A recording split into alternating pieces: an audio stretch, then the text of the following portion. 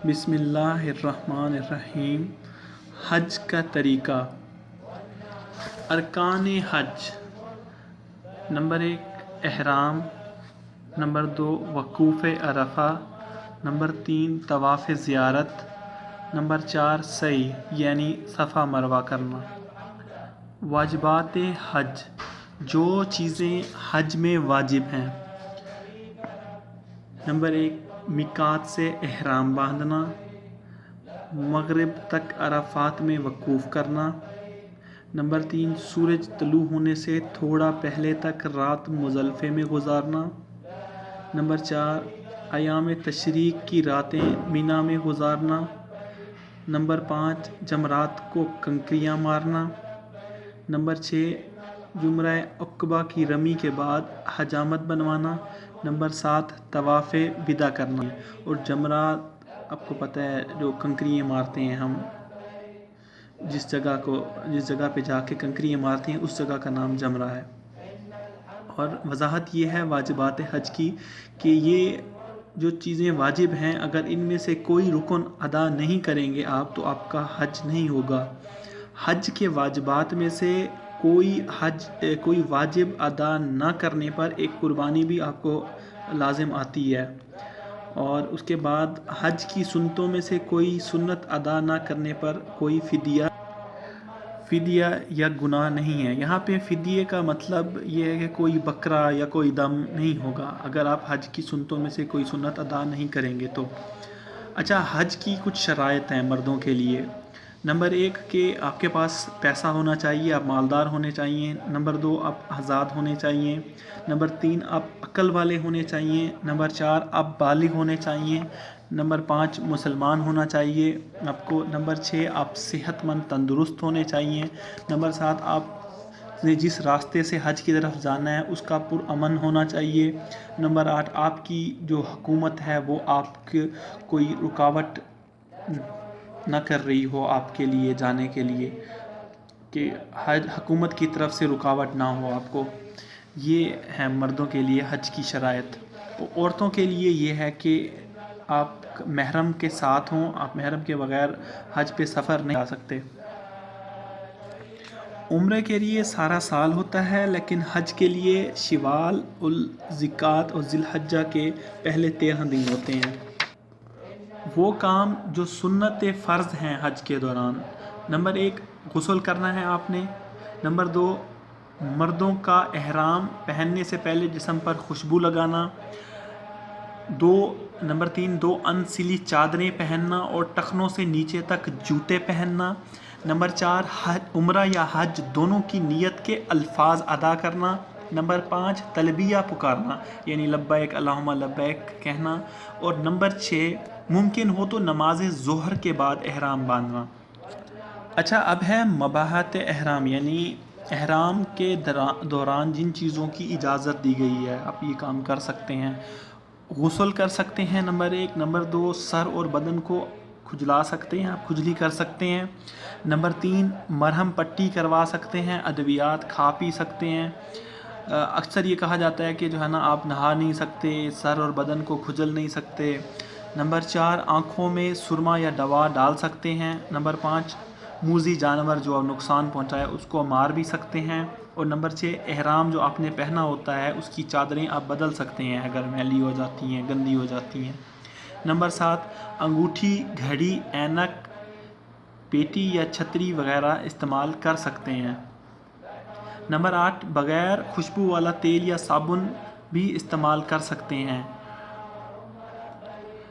اچھا جی، اب ہے ممنوعات احرام مرد اور عورت دونوں کے لیے۔ جن کاموں سے احرام کی حالت میں مرد اور عورت دونوں کو روکا گیا ہے: جمع یعنی میاں اور بیوی کے ازواجی تعلقات سے پرہیز کرنا، لڑائی جھگڑا کرنا۔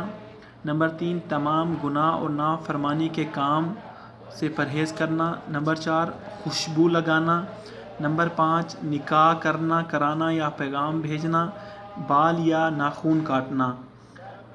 ان چیزوں سے احرام کی حالت میں مرد اور عورت دونوں کو روکا گیا ہے، منع کیا گیا ہے۔ اچھا اب ہے ممنوعات احرام. مردوں کے لیے جن احرام کی حالت میں جن کاموں سے روکا گیا ہے وہ یہ ہیں. ایک تو یہ ہے کہ آپ نے سلا ہوا کپڑا نہیں پہننا. نمبر 2، آپ نے سر پر ٹوپی یا پگڑی یا کوئی بھی دوسرا کپڑا نہیں پہننا. نمبر 3، موزے یا جرابیں بھی آپ نہیں پہن سکتے. اب ہے احرام کی حالت میں صرف عورتوں کے لیے جو کام ممنوع کیے گئے ہیں. نقاب استعمال کرنا، یعنی آپ نقاب نہیں کر سکتی لیکن آپ نے چہرے پر گھونگھٹ ڈالنا ہے. آپ کا چہرہ کسی کو نظر نہ آئے لیکن آپ نے نقاب بھی نہیں کرنا. اور دستانے پہننا، یعنی آپ دستانے نہیں پہن سکتے لیکن آپ نے ہاتھوں کو چھپانا ہے. اچھا اب ہے حج میں واجب طواف کی تعداد. اگر آپ حج افراد میں ہیں تو آپ 2 عدد کریں گے، طواف زیارت اور پھر طواف زیارت، طواف وداع. پہلے آپ کریں گے طواف زیارہ اگر آپ حج افراد کر رہے ہیں، اور بعد میں کریں گے طواف وداع. اور اگر آپ حج قرآن کر رہے ہیں تو اس میں 3 عدد ہیں. طواف عمرہ پہلے کریں گے، پھر آپ کریں گے طواف زیارت، پھر آپ آخر میں کریں گے طواف وداع. لیکن اگر آپ تیسرا حج یعنی حج تمتع میں ہیں تو آپ 3 عدد کریں گے، طواف عمرہ، طواف زیارت اور طواف وداع. اب جی احکام طواف ہیں. نمبر 1، حالت احرام میں ہونا ہے. یہ وہ کام ہے جن کا حکم دیا گیا ہے طواف کے دوران کہ آپ نے یہ کرنے ہیں. حالت احرام میں رہنا ہے، باوضو رہنا ہے. مردوں کا پہلے 3 چکروں میں رمل کرنا صرف طواف عمرہ کے لیے. آپ کو پتہ ہے رمل کا مطلب یہ ہوتا ہے کہ تیز تیز چلنا. حجر اسود سے حجر اسود تک 7 چکر لگانا، حجر اسود کو بوسہ دینا، یا ہاتھ یا چھڑی سے چھو کر ہاتھ کو بوسہ دینا، یا ہاتھ سے اشارہ کرنا اور ہاتھ کو بوسہ نہ دینا.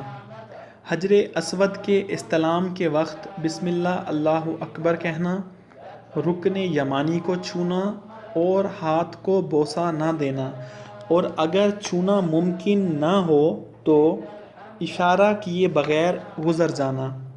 7 چکر پورے کرنے کے بعد مقام ابراہیم پر 2 رکعت نماز ادا کرنا.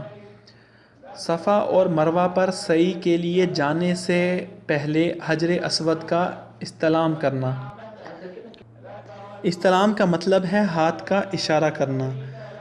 طواف کے دوران جن باتوں کی اجازت ہے: باوقت ضرورت، یہ ایک نماز کی طرح ہوتا ہے طواف، لیکن آپ ضرورت کے وقت بات کر سکتے ہیں. اور باوقت ضرورت سلسلہ طواف منقطع کر سکتے ہیں، یعنی اگر ضرورت ہو تو آپ طواف کو روک بھی سکتے ہیں، اور آپ کسی سواری پر بھی طواف کر سکتے ہیں. سعی کہتے ہیں صفا اور مروہ کے درمیان 7 چکر لگانے کو. اچھا حج میں اب سعی کی تعداد 3 ہیں. ایک تو حج افراد میں 1 عدد آپ نے سعی کرنی ہے، یعنی صفا اور مروہ. حج قرآن میں بھی 1 عدد ہے، اور حج تمتع میں 2 عدد ہیں. صفا مروہ جانے کے جو حکم ہیں ان میں سے ایک ہے صفا سے سعی کی ابتدا کرنا، صفا پہاڑی پر چڑھ کر قبلہ رخ کھڑے ہو کر دعائیں مانگنا، مردوں کا سبز ستونوں کے درمیان تیز تیز چلنا بیماروں اور بوڑھوں کے علاوہ، مروہ پہاڑی پر چڑھ کر قبلہ رخ کھڑے ہو کر دعائیں مانگنا، صفا سے شروع کر کے مروہ پر 7 چکر مکمل کرنا. اب ہے سعی کے دوران جن باتوں کی اجازت دی گئی ہے. آپ بغیر وضو کے بھی سعی کر سکتے ہیں، اگر آپ ہیں تو آپ اپنی سعی جاری رکھیں گے. دوران سعی گفتگو بھی کر سکتے ہیں، اور باوقت ضرورت سعی کا سلسلہ روک بھی سکتے ہیں، اور آپ کسی سواری پر بھی سعی کر سکتے ہیں. حج کے جو دن ہیں ان میں 8، 9، 10، 11، 12 اور 13 ذی الحجہ ہے. اچھا اب 8 ذی الحجہ یوم الترویہ آپ نے جو کام کرنے ہیں: نمبر 1، سورج طلوع ہونے کے بعد اور نماز ظہر سے پہلے آپ نے مینا پہنچنا ہے. مینا میں 5 نمازیں ظہر، عصر، مغرب، عشاء اور فجر ادا کرنا. نمبر 3، مینا میں تمام نمازیں قصر کے ساتھ ادا کرنا.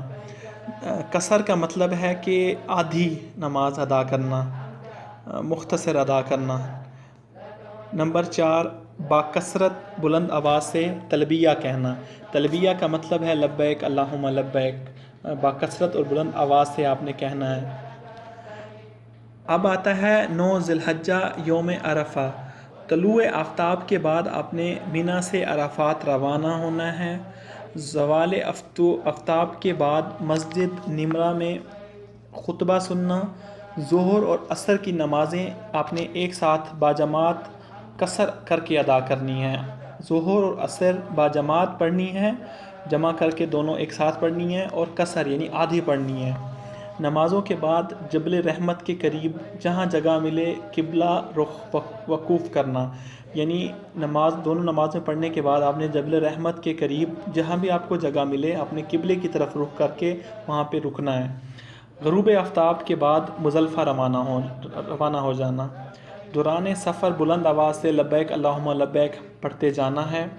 10 ذی الحجہ یعنی مزدلفہ کی رات نماز مغرب اور عشاء مزدلفہ میں باجماعت جمع اور قصر کر کے ادا کرنی ہے۔ رات سو کر گزارنی ہے۔ مزدلفہ کی رات نماز فجر وقت سے پہلے ادا کرنا۔ نماز فجر کے بعد طلوع آفتاب سے تھوڑا پہلے تک مشعر حرم کے قریب یا جہاں جگہ ملے قبلہ رخ وقوف کرنا۔ طلوع آفتاب سے تھوڑا پہلے مینا روانہ ہونا اور جاتے ہوئے وادی محصصر سے تیزی سے گزرنا۔ نمبر 6 دوران سفر تلبیہ کہنا۔ اب ہے 10 ذی الحجہ یوم نحر۔ طلوع آفتاب کے بعد جمرہ عقبہ کی رمی کرنا۔ جمرہ اس جگہ کا نام ہے، عقبہ کہتے ہیں اونچی جو آخری جو ہے نا جگہ، 3 ہے جمرہ، اول ہے، وسطی ہے اور عقبہ ہے۔ عقبہ جو ہے آخری ہے، اس کی رمی کرنا۔ رمی کا مطلب ہوتا ہے پھینکنا۔ تو رمی سے قبل تلبیہ کہنا بند کر دینا۔ جب آپ اس جگہ پہ پہنچیں جہاں پہ آپ نے جا کے پتھر پھینکنے ہیں، اس سے پہلے آپ نے لبیک اللہم لبیک کہنا بند کر دینا ہے۔ یہ 10 ذی الحجہ کے دن آپ نے کرنا ہے۔ قربانی کرنی ہے، حلق یا تقصیر یعنی سر کی بال کی شیو کرنی ہے یا کٹوا دینے ہیں۔ مکہ جا کر طواف زیارت ادا کرنا ہے اور سعی ادا کرنا ہے یعنی صفا مروہ۔